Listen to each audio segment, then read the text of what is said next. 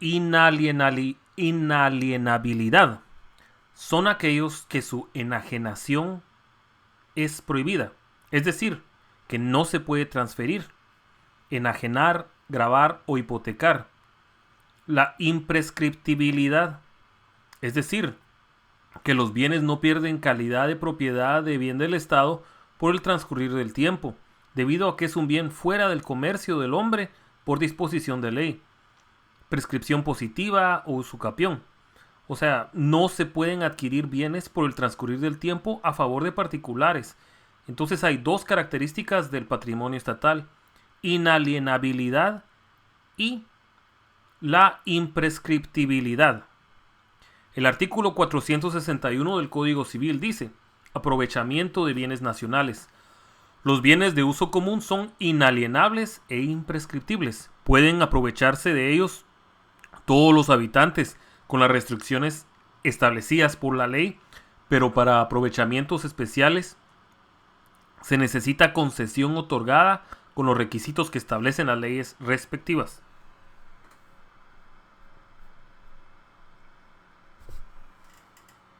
Clasificación de los bienes públicos. Por su origen, naturales y artificiales. Naturales son los que están dados por la naturaleza, sin la intervención de la mano del hombre. Según su jurisdicción, naturales y artificiales. Entonces, naturales, creados por la naturaleza, y artificiales, creados por la mano del hombre. Según su jurisdicción, nacionales, su jurisdicción es a nivel de todo el país, y provinciales o municipales. La jurisdicción se refiere aquí a la regulación del uso de los bienes de dominio público, según el titular. Depende de quién es el titular del derecho, ya sean entidades descentralizadas o autónomas. Según su materialidad, hay bienes stricto sensu, o sea, objetos inmateriales y derechos, bienes muebles e inmuebles.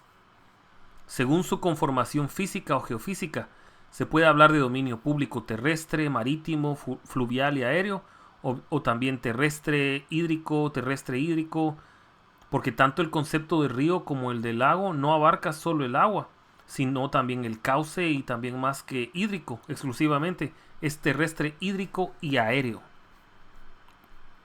Hechos y actos administrativos. Hecho es todo acontecimiento natural y no produce efectos jurídicos. Ahora hay un hecho jurídico. Se puede definir como todo acontecimiento natural, o sea que no dependen de la voluntad de un órgano del cual surge o produce efectos jurídicos. Acontecimientos de los cuales no dependen de la voluntad de un órgano administrativo que produzca efectos, pero en el caso de producirse efectos no es por la voluntad expresa del órgano administrativo. También hay hecho administrativo, que es todo acontecimiento del cual surgen o producen efectos, es decir, son comportamientos materiales de la administración pública, son actuaciones físicas o materiales, como la exteriorización, por ejemplo, dictámenes jurídicos o técnicos. Entonces tenemos hecho jurídico, hecho administrativo, y ahora tenemos el acto administrativo.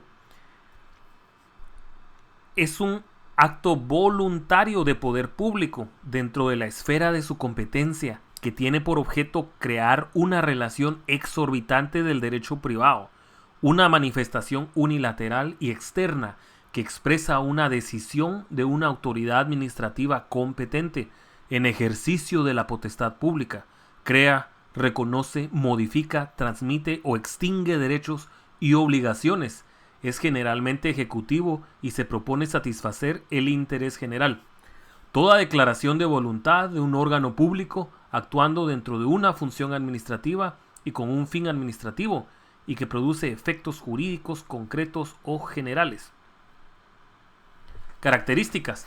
Presunción de legitimidad. Goza de la presunción de que se ha dictado con arreglo al ordenamiento jurídico. Ejecutoriedad. Consiste en que produce todos los efectos jurídicos e inmediatos.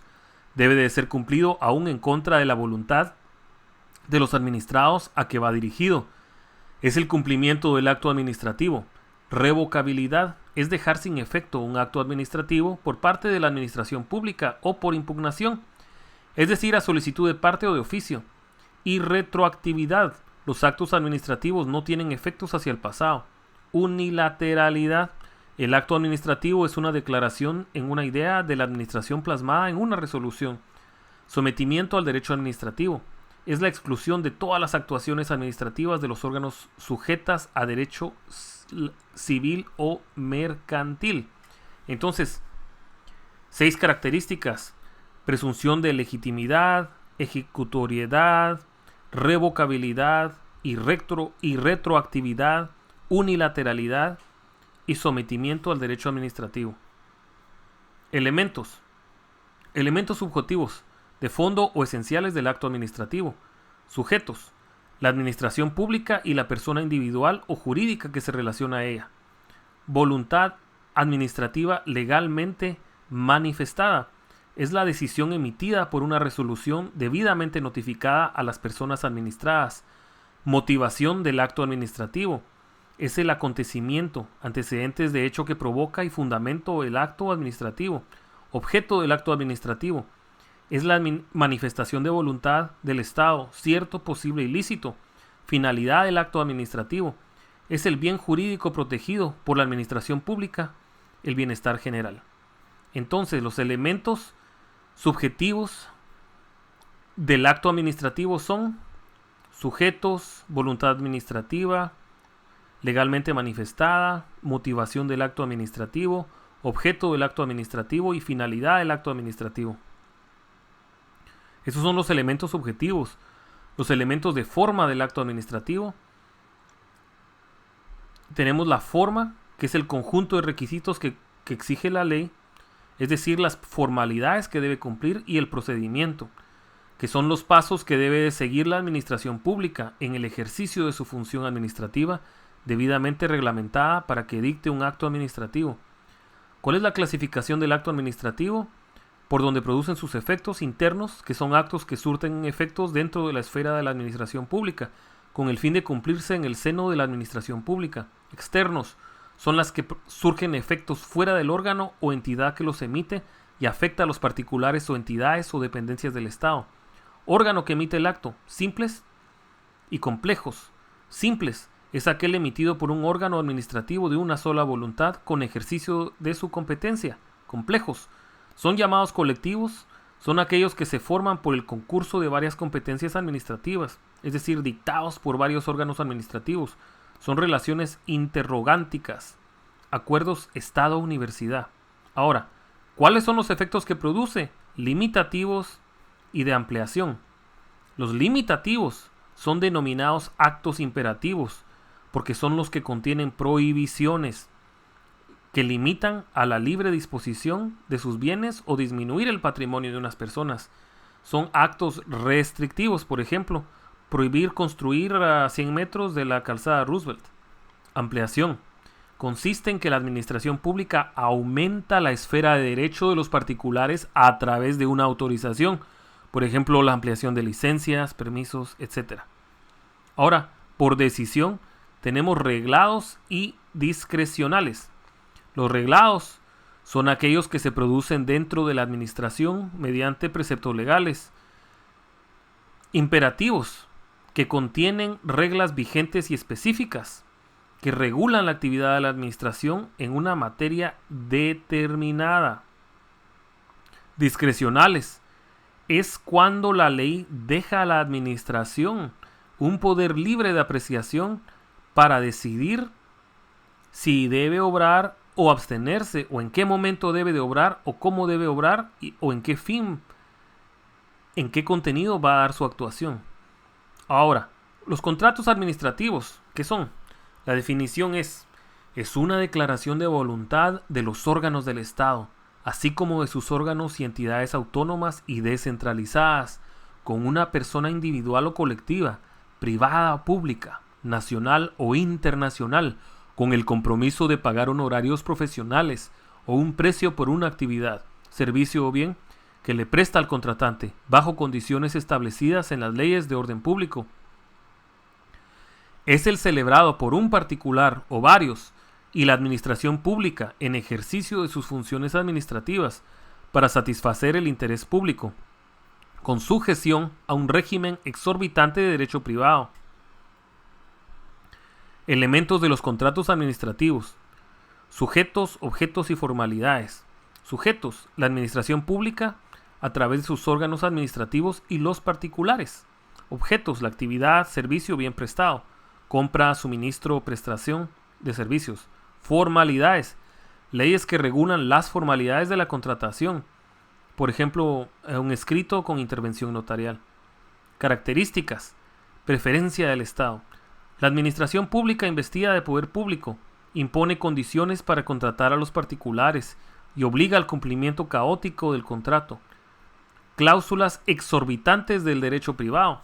Se compone de un régimen jurídico excesivo de normas de derecho privado, como derecho civil, mercantil y notariado. Bilateral. Es un vínculo jurídico que relaciona a la administración pública con los particulares. Es un acuerdo de voluntades en virtud de un contrato administrativo. Recursos públicos. El pago del cumplimiento de la obligación del contrato son recursos del Estado. Procedimientos establecidos en la ley. Posee legislación para el otorgamiento de los contratos. Ahora, ¿cuál es la clasificación de los contratos